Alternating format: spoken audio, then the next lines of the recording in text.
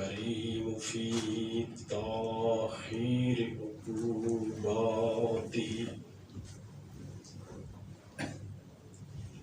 والصلاة والسلام على طبيب نفوسنا وشفيع ذنوبنا سيدنا ومولانا أبي القاسم محمد اللهم صل على محمد وآل محمد والصلاة والسلام على أهل بيت النبوة ومعدن الرسالة ومختلف الملائكة ومعبد الوحي وأصول الكرم وقادة الأمم وسلالة النبيين وأهل بيت النبيين. قال الله تعالى في كتاب الحكيم بسم الله الرحمن الرحيم لا إكراه في الدين قد تبين الرشد من الغي فمن يكفر بالطاغوت ويؤمن بالله صلوات اللهم صل على محمد وآل محمد. آج 25 صفر 1443 ہجری ہے اور ہماری بعض روایات کے مطابق حضرت امام سجاد علیہ السلام کی شہادت کا دن ہے. اس روز کی مناسبت سے ہم تعزیت عرض کرتے ہیں سید المرسلین کی بارگاہ میں اور امام الزمان علیہ السلام کے حضور میں. ان کے گھر سے ہی ہم نے مصائب کے وقت حمد خدا بجانا سیکھا ہے اور ہماری گفتگو کا موضوع یہ ہے کہ دین اور بصیرت لازم و ملزوم ہے. حمد ہے اس پروردگار کی، لائق ستائش ہے وہ ذات باری کہ جو نہ کسی کی شبیہ ہے اور نہ کوئی اس سے شباہت رکھتا ہے. وہ نہ کسی کی مثل ہے اور نہ کوئی اس کی مثال ہے. وہ نہ کسی کی مانند ہے اور نہ کوئی اس کی طرح ہے. وہ نہ کسی کی تمثیل ہے اور نہ کوئی اس کی تصویر ہے. اس کی ذات عین صفات ہے، اس کا کمال عین جلال ہے، اس کا صبر عین جمال ہے. ماشاءاللہ ماشاءاللہ ماشاءاللہ. وہ ایسا واحد ہے کہ اس کا دوسرا نہیں ہے. وہ ایسا احد ہے کہ اس کا نصف نہیں ہے. وہ ایسا یکتا ہے کہ کوئی اس کا ہم پلہ نہیں ہے. سبحان اللہ. ہمتوں کی بلندیوں سے اس کا سراغ نہیں لگایا جا سکتا. سبحان اللہ سبحان اللہ. ہمتوں کی بلندیوں سے اس کا سراغ نہیں لگایا جا سکتا. زبان اس کے اوصاف نہیں گن سکتی. انگلیاں اس کی نشانیوں کو شمار نہیں کر سکتی. وہ ایسا پاک ہے، وہ ایسا منزہ ہے، وہ ایسا سبحان ہے کہ جہاد کرنے والے اس کا حق ادا نہیں کر سکتے، اس کی راہ میں اپنی جانیں لٹانے والے اس سے معاوضہ نہیں طلب کر سکتے۔ وہ ایسا پاک ہے، وہ ایسا پاکیزہ ہے، وہ ایسا منزہ ہے کہ سجدوں سے اس کی عظمت کو بڑھایا نہیں جا سکتا اور سرکشی سے اس کی شان میں کمی نہیں۔ سبحان اللہ، سبحان اللہ، نعرہ تکبیر، نعرہ تکبیر، نعرہ تکبیر، نعرہ رسالت، نعرہ حیدری، پر محمد و آل محمد بلندتر صلوات۔ صلی اللہ محمد و آل محمد۔ پاک ہے وہ ذات، سبحان ہے وہ ذات، لا شریک ہے وہ ذات کہ علم و ہنر کے افق پر وہ غروب نہیں ہو سکتا، کتابوں کے ڈھیر میں وہ ڈوب نہیں سکتا، عقل کی تہ میں اسے لپیٹا نہیں جا سکتا، الفاظ میں وہ ملبوس نہیں ہو سکتا، فلسفے کی موشگافیوں سے اسے سمجھا نہیں جا سکتا۔ وہ ایسا پاک ہے، وہ ایسا سبحان ہے، یسبح للہ ما فی السماوات والارض، کائنات میں جو کچھ ہے وہ اسی کی حمد کرتا ہے، وہ اسی کی ثنا کرتا ہے۔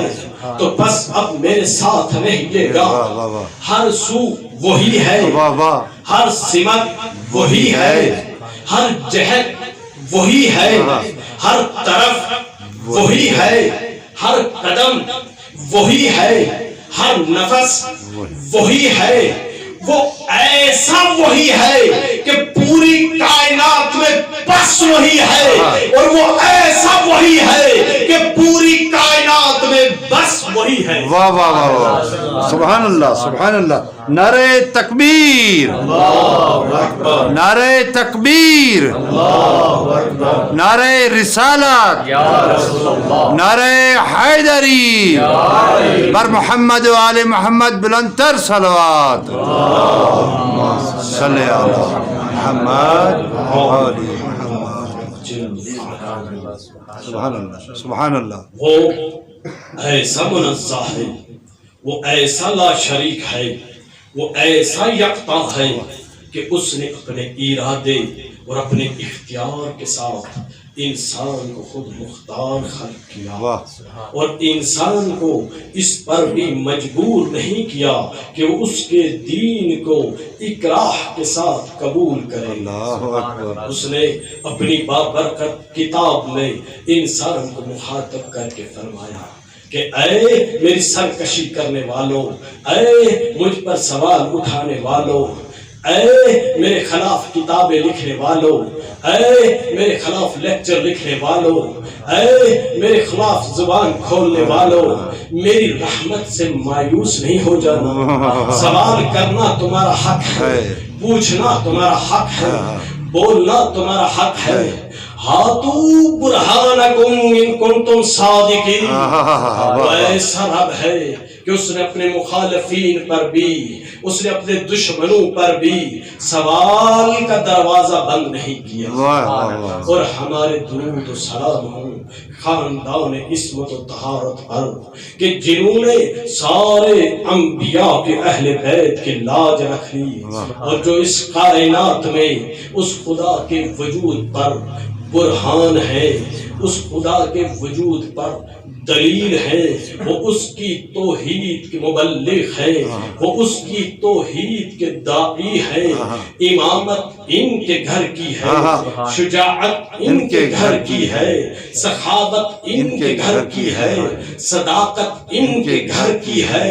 فرشتے ان کے گھر میں آئے، ملائکہ ان کے گھر میں آئے، قرآن ان کے گھر میں آیا، ختم المرسلین ان کے گھر میں آئے، جعفر طیار ان کے گھر کے ہے، سید حمزہ ان کے گھر کے ہے عرض مقدس پہ یہی نقش وفا کے قدرت نے توڑ دیا قلم ان کو بنا کے۔ واہ واہ واہ، نعرہ حیدری، بر محمد و آل حیدری، یا ماشاءاللہ ماشاءاللہ ماشاءاللہ. ان کے گھر میں جو کتاب نازل ہوئی ہے اس کتاب میں ارشاد پروردگار ہے لا اکراہ فی الدین قد تبین الرشد من الغی فمن یکفر بالطاغوت ویؤمن باللہ فقد استمسک بالعروۃ الوثقی لا انفصام لها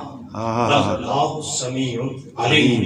تو قلت وقت کے باعث میں آیت کے فقط ایک ٹکڑے پر گفتگو کروں گا. آیت کہہ رہی ہے کہ دین میں کوئی اجبار نہیں ہے، دین میں کوئی اکراہ نہیں ہے. کیوں کہ ہدایت گمراہی سے جدا ہو گئی ہے. اور قلت وقت کے باعث میں اب اس سے آگے نہیں جا سکوں گا اس وقت کہ آئیے ہم اپنے سماج میں دیکھتے ہیں، اپنے معاشرے میں دیکھتے ہیں، چونکہ قرآن کا دعویٰ ہے کہ ہدایت گمراہی سے جدا ہو گئی ہے. اب یہاں دین پر کوئی اجبار نہیں ہے، دین کا انسان کو اختیار ہے. تو جب ہم معاشرے میں آ کر دیکھتے ہیں کہ ہادی کون ہے، ہدایت کس سے لینی ہے، تو جس قطرے کو چھیڑتے ہیں انل بہر کی صدا دیتا ہے، جس ذرے کو ہاتھ لگاتے ہیں وہ ذرہ انا شمس کی پکار دیتا ہے. جس اینٹ کو چھوتے ہیں وہ اینٹ یہ کہتی ہے کہ دیوار مجھ سے ہے. جس شاخ کو ہلاتے ہیں وہ شاخ کہتی ہے کہ اشجار مجھ سے ہے. جس دین کو دیکھیں وہ کہتا ہے میں ہادی ہوں، جس مکتب کو دیکھیں وہ کہتا ہے میں ہادی ہوں، جس مذہب کو دیکھیں وہ کہتا ہے میں عالم بشریت کے لیے ہادی ہوں. تو یہ مسئلہ ساری دنیا کا ہو سکتا ہے، ہمارا نہیں ہے، اس لیے کہ ہمارے پاس اصول ہے، ہمارے پاس ضابطہ ہے، ہمارے پاس معیار ہے. ہم نہ کسی کو ہادی بناتے ہیں نہ کسی کو ہادی مانتے ہیں. ہم تو یہ دیکھتے ہیں کہ پیغمبر اسلام صلی اللہ علیہ وآلہ وسلم نے کسے اپنے بعد ہادی مقرر کیا ہے. سبحان اللہ سبحان اللہ. تو بس ہمارا عقیدہ یہ ہے، ہمارا ضابطہ یہ ہے، ہمارا معیار یہ ہے کہ ہادی وہ ہوگا جسے رسول خدا ہادی کہیں گے. ہادی وہ ہوگا جسے رسول خدا ہادی کہیں گے. ہم ہادی بنائیں گے نہیں، ہم ہادی مانیں گے اور صرف اس کو مانیں گے جسے رسول خدا ہادی کہیں گے. اب اگر اس عقیدے کے اوپر دنیا ہمیں کافر کہتی ہے تو کہتی رہے. عقیدہ یہ ہے، عقیدہ یہ ہے کہ رسول خدا ہمارے لیے میزان ہے، کسوٹی ہے، ترازو ہے. وہ جسے ہادی معین کریں گے ہم اسی کو ہادی مانیں گے. اب اس عقیدے کو اگر کوئی اپنے عقیدے کی توہین کہتا ہے تو اسے اپنے عقیدے کو سمجھنا چاہیے کہ رسول کی ذات کو وہ معیار سمجھتا ہے یا نہیں، یہ اس کا مسئلہ ہے. لیکن ہم جو اپنا عقیدہ بیان کر رہے ہیں اس میں تو ہمیں آزادی ہونی چاہیے. دیکھیے عیسائیوں کا عقیدہ ہے وہ تثلیث کے قائل ہے. اب اگر کوئی عیسائی یہ کہتا ہے کہ ہم تثلیث کے قائل ہیں اور مسلمان تھانے میں چلا جائے اور کہے کہ اس نے توحید کی توہین نکال دی ہے، توہین اور چیز ہے، اپنا عقیدہ بیان کرنا اور چیز ہے. ہمارا یہ عقیدہ ہے کہ ہم فقط اس کو ہادی مانتے ہیں، اس کو امام مانتے ہیں، اس کو رہبر مانتے ہیں جس کو رسول نے ہادی معین کیا ہو، رسول نے اپنا خلیفہ معین کیا ہو، رسول نے اپنا جانشین معین کیا ہو. اس میں کسی دوسرے کی گستاخی اور توہین کا سوال ہی نہیں پیدا ہوتا. اگر ہندو یہ کہے کوئی ہندو پنڈت اپنی مجلس میں یہ کہے، اپنی محفل میں یہ کہے کہ فلاں بھگوان نے ہمیں یہ دیا، فلاں بھگوان ہمارے خدا ہے، ہمارے رب ہے، اور مسلمان چلے جائے اور اس کے اوپر FIR درج کروائے کہ اس نے تو توہین کروا دی اور توہین کر دی. نہیں، اس میں توہین کا پہلو نہیں ہے، اس نے اپنا عقیدہ بیان کیا ہے. سبحان اللہ. تو ہمارا عقیدہ یہ ہے کہ پیغمبر اسلام ہمارے لیے میزان ہے، پیغمبر اسلام ہمارے لیے ترازو ہے، پیغمبر اسلام ہمارے لیے اسوہ کامل ہے، پیغمبر اسلام ہمارے لیے نمونہ عمل ہے. تو اب اس عقیدے کی بنیاد پر ہمیں اگر کافر کہا جاتا ہے تو اس سے کوئی فرق نہیں پڑتا، لیکن یہ واضح ہونا ضروری ہے کہ عقیدے کا اظہار ہر انسان کا فطری حق ہے. اب پیغمبر اسلام سے، ان کی زبان مقدس سے ہمیں دو ہی تو چیزیں ملی ہے، ایک قرآن کی آیات ہے اور دوسرے میرے نبی کی روایات ہے. قرآن کی آیات نے آواز دی، ان ھذا القرآن یہدی للتی ہی اقوم، یہ قرآن ہادی ہے، تمہاری سیدھے عقائد اور پختہ عقائد کی طرف ہدایت کرے گا. ذالک الکتاب لا ریب فیہ ھدی للمتقین، یہ قرآن ہادی ہے، یہ متقین کی ہدایت کرے گا.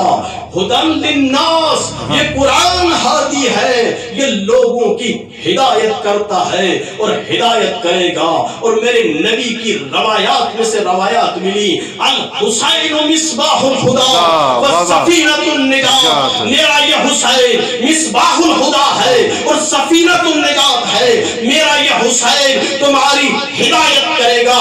یہ حسین ہادی ہے. تو بس پیغمبر کی زبانی قرآن بھی ہادی ہے، حسین بھی ہادی ہے. واہ واہ واہ. اب ہم جو حسین ابن علی کو ہادی مانتے ہیں تو ایک معیار کے مطابق مانتے ہیں، ایک اصول کے مطابق مانتے ہیں. حسین ہادی ہے تو کیسے ہادی ہے؟ عربی زبان میں چراغ کے لیے سراج کا کلمہ بھی استعمال ہوتا ہے اور مصباح کا کلمہ بھی استعمال ہوتا ہے. سراج وہ ہوتا ہے جو آنکھوں کے سامنے سے تاریکی کے پردے ہٹاتا ہے، مصباح وہ ہوتا ہے جو دل سے تاریکی کے پردے ہٹاتا ہے. مصباح صاد با ہا سے ہے، جیسے ہم صبح بھی کہتے ہیں. سراج وہ ہوتا ہے کہ جب سراج جلتا ہے تو اس کے گرد تاریکی کا حالہ ہوتا ہے. مصباح جب روشن ہوتا ہے تو اس کے ارد گرد روشنی ہوتی ہے، وہاں اس کے ارد گرد تاریکی نہیں ہوتی. سراج وہ ہوتا ہے جو آپ کو چیزوں کا ظاہر دکھاتا ہے اور مصباح وہ ہوتا ہے جو آپ کو باطن دکھاتا ہے. سراج وہ ہوتا ہے جس کے سامنے آپ کو دو رسیاں نظر آتی ہے اور مصباح وہ ہوتا ہے جس کے سامنے آپ رسی اور سانپ میں فرق کر لیتے ہیں.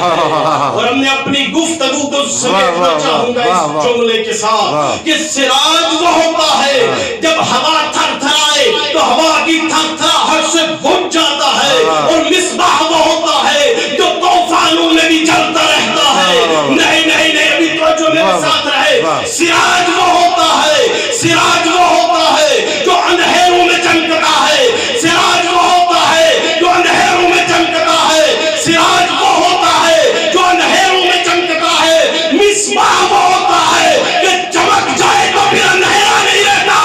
واہ واہ واہ واہ واہ واہ واہ. سبحان اللہ سبحان اللہ. نعرہ تکبیر، نعرہ تکبیر، نعرہ تکبیر، نعرہ رسالت، نعرہ حیدری، بر محمد و آل محمد بلند تر صلوات. صلی علی محمد و آل محمد. دیکھیے، حسین مصباح الہدی ہے اور یہی تو ہمارا موضوع ہے کہ دین اور بصیرت لازم و ملزوم ہے، اس لیے کہ سراج وہ ہوتا ہے جو اور کو بصارت عطا کرتا ہے اور مصباح وہ ہوتا ہے جو آپ کو بصیرت عطا کرتا ہے. اور جسے یہ بات سمجھ آ گئی کہ دین اور بصیرت لازم و ملزوم ہے، اسے یہ بات سمجھ آ جاتی ہے کہ دین اور حسین لازم و ملزوم ہے. اسی لیے تو خواجہ اجمیری نے کہا تھا شاست حسین بادشاہ حسین، دین اصل حسین، دین پناہ حسین، سردار ندا دستر دستے جدید حقا کے بنا لا الہ اصل حسین. سبحان اللہ سبحان اللہ سبحان اللہ. آئیے اب حسینی بصیرت کو 60 ہجری میں دیکھتے ہیں. یہ 60 ہجری میں کیا ہو رہا ہے؟ حضرت آدم علیہ السلام نے ہدایت کا جو شجر لگایا تھا وہ اب تناور درخت بن چکا ہے. جناب نوح نے جو تبلیغ کی تھی اس کا ثمر مل چکا ہے. جناب عیسیٰ نے جو ریاستیں کی تھی ان کا ثمر آ چکا ہے. جناب موسیٰ نے جو ہجرتیں کی تھی ان کا پھل مل چکا ہے. پیغمبر اسلام نے جو زحمتیں اٹھائی تھی ان کے نتیجے میں دین مکمل ہو چکا ہے، قرآن نازل ہو چکا ہے، نبوت ختم ہو چکی ہے، اسلام مکمل ہو چکا ہے اور دنیا میں ایک اسلامی ریاست تشکیل پا چکی ہے. لیکن توجہ رہے اب یہ ریاست کس کی ہے؟ جناب آدم کی ہے. یہ ریاست کس کی ہے؟ جناب شیس کی ہے. یہ ریاست کس کی ہے؟ جناب نوح کی ہے. یہ ریاست کس کی ہے؟ جناب موسیٰ کی ہے. یہ ریاست کس کی ہے؟ جناب عیسیٰ کی ہے. یہ ریاست کس کی ہے؟ حضرت محمد رسول اللہ کی ہے. یہ ریاست کس کی ہے؟ 1,24,000 انبیاء کی ہے. اور تخت پر کون ہے؟ تو جو ہے یہ ہے 60 ہجری کا اسلام کہ جس کے تخت پر یزید ہے. یزید کہاں بیٹھا؟ آدم علیہ السلام کی جگہ، نوح علیہ السلام کی جگہ، موسیٰ علیہ السلام کی جگہ، عیسیٰ علیہ السلام کی جگہ اور غضب خدا کا حضرت محمد رسول اللہ کی جگہ کون بیٹھا؟ یزید بیٹھا. تو ایک سوال تو اٹھایا جا سکتا ہے کہ کیا یہ یزید آسمان سے اترا تھا جو ایک شب میں وہاں بیٹھ گیا؟ جو ہے کیا یہ یزید راتوں رات کہیں سے آ کر بیٹھ گیا تھا؟ اگر یوں نہیں ہے تو پھر ماننا پڑے گا کہ کوئی تو یزید کے سہولت کار تھے اور کچھ لوگوں نے تو اسے یہ راستہ دکھایا تھا کہ نبی کے تخت پر نبی کی نس کے بغیر بیٹھا جا سکتا ہے. یہ ہمارا عقیدہ ہے. ہم اپنا عقیدہ بیان کر رہے ہیں کہ رسول خدا اور آل رسول کی کسی سے جنگ اس لیے نہیں تھی کہ قبائلی تعصب تھا. اور ہم تو اس مفروضے کو رد کرتے ہیں کہ یزید کی حسین ابن علی نے بیعت اس لیے نہیں کی کہ وہ بنو امیہ سے تھا.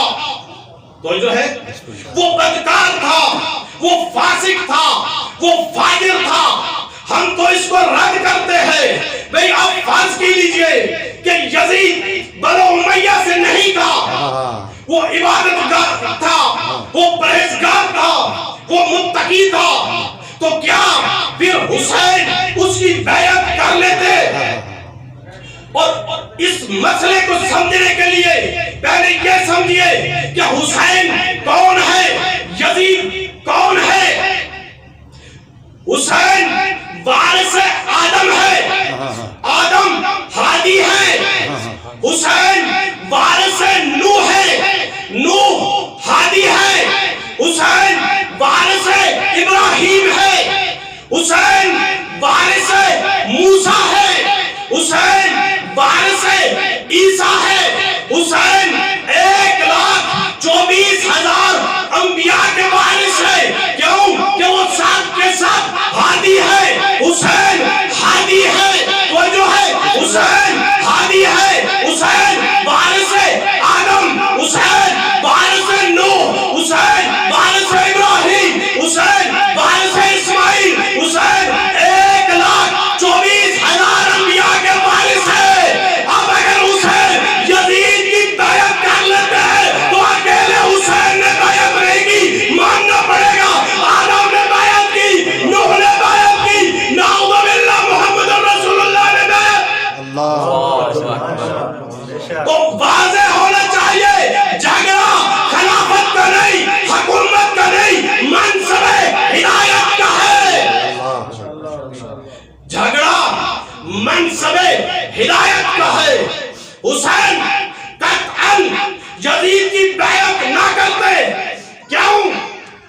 فرض کر لیجئے نمرود بڑا نیک ہوتا، بڑا بادشاہ ہوتا تو کیا جناب ابراہیم اس کی بیعت کر لیتے؟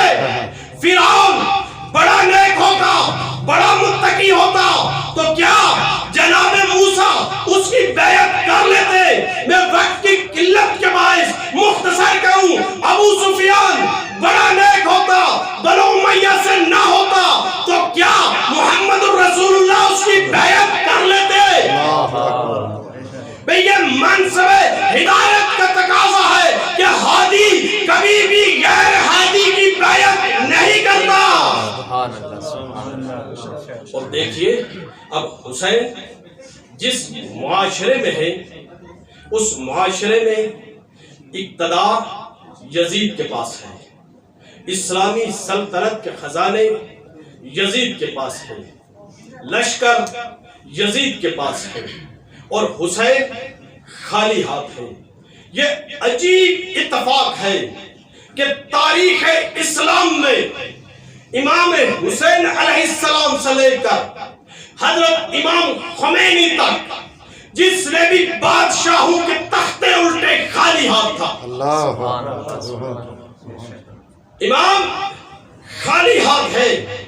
اب دیکھیے اگر حسین کہتے میرے پاس نہ اقتدار ہے، میرے پاس نہ فوج ہے، میرے پاس نہ بیت المال ہے تو میں کیا کروں؟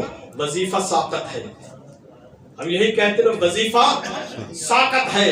اور اب دوسری طرف عوام کا یہ حال ہے، عوام میں دو طرح کے لوگ ہیں، کچھ ایسے مسلمان ہیں جو دین سے بادشاہوں کی غلطیوں کی تعویلات کرتے ہیں، بادشاہ جو اعمال بھی کرتے ہیں وہ دین سے ان کے لیے تعویل کرتے ہیں، اور بعض ایسے مسلمان ہیں جو کہتے ہیں ہم تو دیندار ہیں، ہمارا سیاست سے کیا تعلق، ہم تو دیندار ہیں، ہمارا جرگوں سے کیا تعلق، ہم تو دیندار ہیں، ہمارا سماج سے کیا تعلق۔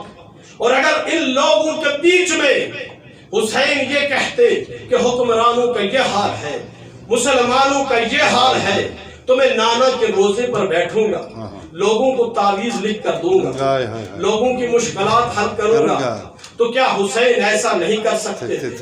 اگر حسین یہ کہتے کہ کون سا جنت میں جانے کے لیے صرف جہاد ہی ایک دروازہ ہے، میں درس قرآن دوں گا، میں صرف و نحو پڑھاؤں گا، میں تفسیر پڑھاؤں گا، میں فلسفہ پڑھاؤں گا، میں امت مسلمہ کا شعور بیٹھ کر بلند کروں گا، تو اگر حسین ایسا کرتے تو کوئی تھا جو حسین کو روک سکتا؟ اور بڑے بڑے دیندار آئے حسین کو سمجھانے کے لیے کہ حسین آپ بیٹھ جائیے، اور حسین اسی وقت یہ کہہ رہے تھے کہ یہی تو وقت قیام ہے۔ حسین ان لوگوں کے درمیان سے اب نکل رہے ہیں 60 ہجری میں، جب سب حسین سے کہہ رہے ہیں مولا آپ بیٹھ جائیے، حسین کہہ رہے ہیں نہیں میں جا رہا ہوں۔ حسین اس وقت جب سب یہ کہہ رہے ہیں کہ حسین نہ جائیے، حسین کہہ رہے ہیں کہ میں جا رہا ہوں، حسین اپنے اس جانے سے خط تنسیخ کھینچ رہے ہیں اس دور کی نمازوں پر، اس دور کی اذانوں پر، اس دور کے حج پر، کہ وہ لوگ جنہیں اپنے حج کی فکر تھی، بیت المال کی فکر نہیں تھی، اپنی نمازوں کی فکر تھی، حکمرانوں کی فکر نہیں تھی، حسین ابن علی نے ان کی عبادات کے اوپر خط تنسیخ کھینچ دیا، خط بطلان کھینچ دیا، اور یہ بتا دیا کہ اگر تمہاری فعالیت سے وقت کے یزید کو کوئی نقصان نہیں پہنچتا، تو جو ہے بسم اللہ، اگر تمہاری فعالیت سے وقت کے یزید کو کوئی پریشانی نہیں ہوتی تو پھر یہ مساوی ہے کہ تم بیت اللہ کے گرد طواف کرو یا یزید کے لشکر میں جا کے شامل ہو جاؤ۔ اور حسین جب ان لوگوں کے درمیان سے نکل رہے تھے، اللہ رب بصیرت امام ایک دفعہ بھی نہیں کہا کہ میں جا رہا ہوں کہ یزید کو قتل کر دوں، یزید کو مار دوں۔ حسین نے متعدد موقعوں پر کہا کہ میں موت کی طرف سفر کر رہا ہوں۔ حسین جب سفر کر رہے تھے، حسین کے گھر والے بھی جانتے تھے کہ موت کی طرف سفر کر رہے ہیں۔ حسین کے اس علاقے والے محلہ بنو ہاشم والے بھی جانتے تھے حسین موت کی طرف سفر کر رہے ہیں۔ ام المومنین حضرت ام سلمہ بھی جانتی تھی کہ حسین موت کی طرف سفر کر رہے ہیں۔ حسین اس عالم میں موت کی طرف سفر کر کے یہ بتا گئے اور یہ سمجھا گئے کہ جب تخت پر عیاش حکمران ہوں اور مسلمان بے شعور ہوں تو پھر حسین جیسے ہادی کو بھی موت کی طرف سفر کرنا پڑتا ہے۔ سبحان اللہ۔ اور جب حسین نے موت کی طرف سفر کیا تو یہاں پر ایک ایسے شبہے کا بھی جواب دے دوں کہ کہا جاتا ہے کہ یہ تو تقدیر تھی، یہ تو لکھا ہوا ایسے تھا، یزید نے ایسے ہی کرنا تھا۔ تو اس شبہے کا جواب دیتا جاؤں کہ دیکھیے حسین جب حرکت کر رہے تھے موت کی طرف، سب جانتے تھے حسین موت کی طرف جا رہے ہیں، حسین خود بھی کہہ رہے تھے کہ میں موت کی طرف جا رہا ہوں، لیکن کچھ ثابت تو کرے کہ حسین بار بار کہہ رہے تھے میں مرنے کے لیے جا رہا ہوں۔ کہ حسین نے ایک دفعہ بھی دعا کی ہو، ایک مرحلے پر بھی یہ دعا کی ہو کہ میں مرنے کے لیے نہیں، یزید کو مارنے کے لیے جاؤں؟ کیوں؟ کہ مسئلہ تقدیر کا نہیں تھا، رشد من الخیر، ہدایت گمراہی سے جدا ہو چکی تھی۔ اس روشنی میں حسین نے بھی یزید نے بھی اپنے راستے کا اختیار تقدیر کے جبر سے نہیں بلکہ اپنے اختیار سے۔ امام وہاں سے نکل رہے ہیں اور موت کی طرف سفر کر رہے ہیں۔ اس سے پہلے حضرت امام علی علیہ السلام شہید ہو چکے ہیں، اس سے پہلے سیدہ شہید ہو چکی ہے، اس سے پہلے امام حسن مجتبی شہید ہو چکے ہیں، نہیں، اس سے پہلے ہزاروں صحابہ کرام شہید ہو چکے ہیں جن کے خون کا دھبا کسی کی آستین پر نہیں ہے۔ اس سے پہلے ہزاروں نیک اور مسلمان اور متقین مومن لوگ گمراہ ہو چکے ہیں اور گمراہ ہو کر حق کے امام کے خلاف کھڑے ہو کر قتل ہو چکے ہیں۔ ان کی گمراہی کا الزام بھی کسی کے دامن پر نہیں ہے، ان کا خون بھی کسی کے دامن پر نہیں ہے۔ توجہ اگر میری طرف ہے تو دیکھیے خوارج کیسے گمراہ ہوئے۔ وہ قرآن جو ہدایت کی کتاب تھی اسی کو نیزوں پر بلند کر کے امت مسلمہ کو گمراہ کیا گیا۔ وہ خوارج جو قاری قرآن تھے، جو حافظ قرآن تھے، یہ گمراہ بھی ہوئے، یہ مارے بھی گئے، کسی نے ان کے خون کو قبول نہیں کیا۔ اس سے پہلے جنگ صفین میں، جنگ جمل میں، اس سے پہلے ہزاروں صحابہ کرام ہیں کہ جن کے خون کا کہیں سراغ نہیں ملتا۔ اب حسین نے ایسے دور میں، ایسے وقت میں قیام کیا کہ جب ہر طرف یہ صدا تھی قاتل بھی جنتی، مقتول بھی جنتی۔ مسلمانوں پر جمود فکر اس قدر طاری تھا کہ خون بہ رہا تھا، خون بہ چکا تھا، لیکن کسی کے دامن پر کوئی دھبا نہیں تھا۔ ایک ہی آواز تھی، قاتل بھی جنتی، مقتول بھی جنتی۔ اب حسین کی گردن کٹنے کی دیر تھی، کسی کو جرأت نہیں ہوئی کہ پھر یہ کہے قاتل بھی جنتی، مقتول بھی جنتی۔ ہیہات منا ذلہ، ہیہات منا ذلہ، ہیہات منا ذلہ، ہیہات منا ذلہ۔ بر حسین ابن علی ابن ابی طالب بلند تر صلوات۔ سبحان اللہ، سبحان اللہ، ماشاء اللہ۔ دیکھیے مقام فکر ہے یا نہیں، سوچنے کی یہ بات ہے یا نہیں کہ اس زمانے میں جب سارے لشکر یزید کے قبضے میں ہے، سارے خزانے اس کے قبضے میں ہیں، سارے مفتی اس کے ہم نوا ہیں، سارے حفاظ قرآن اس کے ساتھ ہیں، ساری امت مسلمہ اس کے ساتھ ہے۔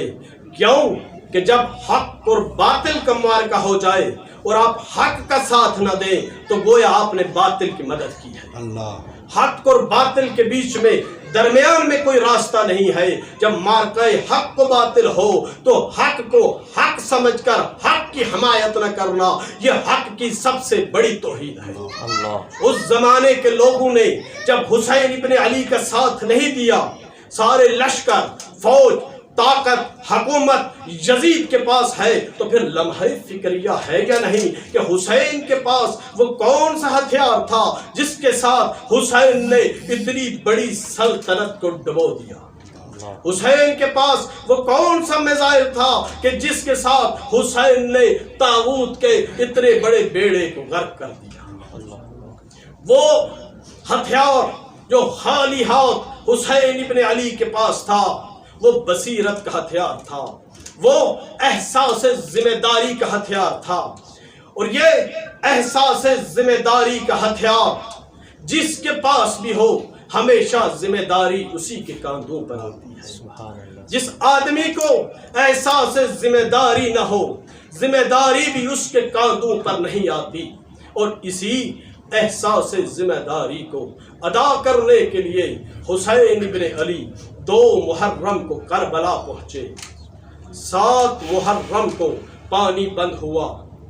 9 محرم کی شب حسین نے مانگ کر لی اور 9 محرم کی شب سید سجاد کے خیمے میں فدا کرنے کے لیے آئے اور سید سجاد سے ملاقات کی اور ان کے گلے میں باہیں ڈال کر پوچھا، بیٹا سجاد کوئی بات ہے، کوئی وصیحت ہے اس مسافر باپ کے لیے؟ امام علیہ السلام نے فرمایا، بابا آپ کے یہ اصحاب مجھے بہت عزیز ہیں، مجھے بہت پیارے ہیں. یہ جو تلاوت کر رہے ہیں نا، ان کی تلاوت کی آواز ہمارے خیموں تک آ رہی ہے. بابا اگر ممکن ہو تو اپنے اصحاب کے خیام کو پھوپھیوں کے خیموں سے تھوڑا سا دور لے جائے، بس یہ سننا تھا.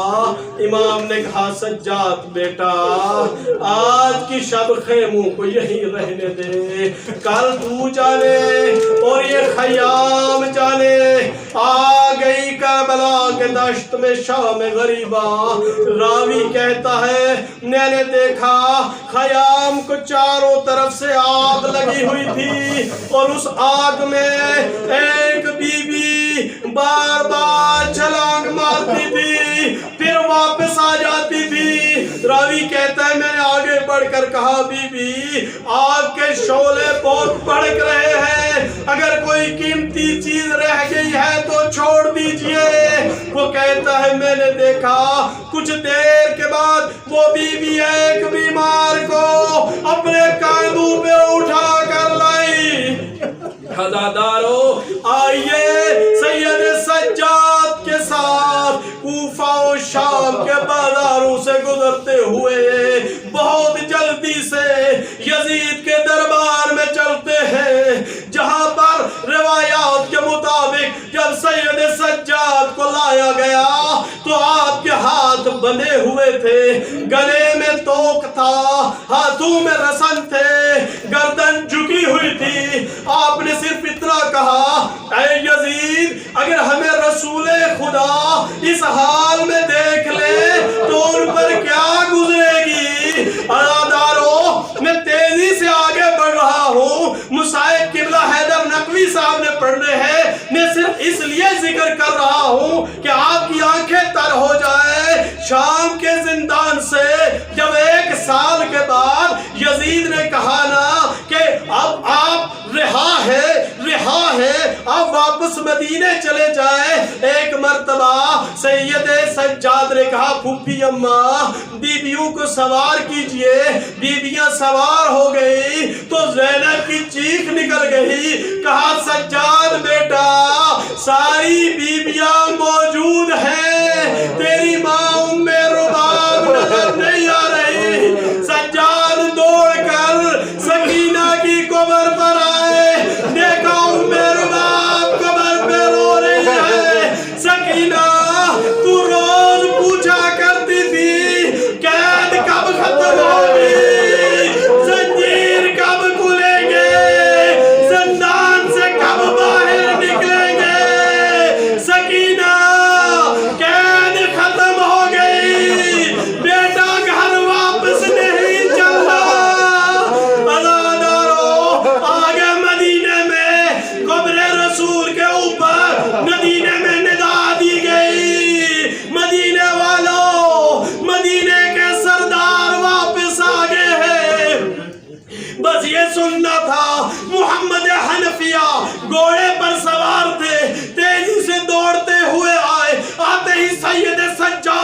قریب آئے, کہنے لگے میرا بھائی حسین کہاں ہے؟ سید سجاد نے کہا شہید ہو گئے. پوچھا میرا بھائی عباس کہاں ہے؟ سید سجاد نے کہا شہید ہو گئے. محمد حنفیہ نے تیسرا سوال کیا, ارے ان کے ساتھ میری بہنیں بھی تھیں. یہ سننا تھا. امام سجاد علیہ السلام نے کہا انہیں اسیر کر کے بازاروں اور درباروں میں پھرایا گیا. بس یہ سننا تھا. محمد حنفیہ زین سے زمین پر آ گئے, بے ہوش ہو گئے. امام سجاد علیہ السلام نے چچا کو ہوش میں لیا. جب محمد حنفیہ ہوش میں آ گئے, کہنے لگے ارے ضعیف تو کون ہے؟ کہا چچا نہیں پہچانا, میں سجاد ہوں. کہا بیٹا سجاد تو اس جوانی میں بوڑھا ہو گیا. کہا چچا آپ فقط سن نہیں سکے کہ علی کی بیٹیاں شرابی کے دربار میں. چچا میں دیکھتا رہا جب شرابی نام لے کر کہتا تھا زادارو. اور مدینے میں سید سجاد کو زہر دے دیا گیا. بس جب سید سجاد زہر سے مسموم ہو گئے, مضطرب ہو گئے, تکلیف حد سے بڑھ گئی, تو کہا باکر بیٹا مجھے زمین کے اوپر لٹا دو, مجھے مٹی کے اوپر لٹا دو. امام باکر علیہ السلام نے کہا بابا آپ مسموم ہیں, آپ مضطرب ہیں, آپ مٹی پر کیوں لیٹنا چاہتے ہیں؟ کہا رے مجھے میرے بابا کا لاشا نہیں بھولتا. آغاز ہے شام غریباں سے, خون ٹپکا چشم گریاں سے, بہنوں کا کھلا سر سامنے تھا, ایک یہ بھی میری میراث تھی کیا. ناموں سے پیمبر بے چادر اور سر پہ برستے وہ پتھر, تر خون میں تھا سب کا چہرہ, ایک یہ بھی میری میراث تھی کیا.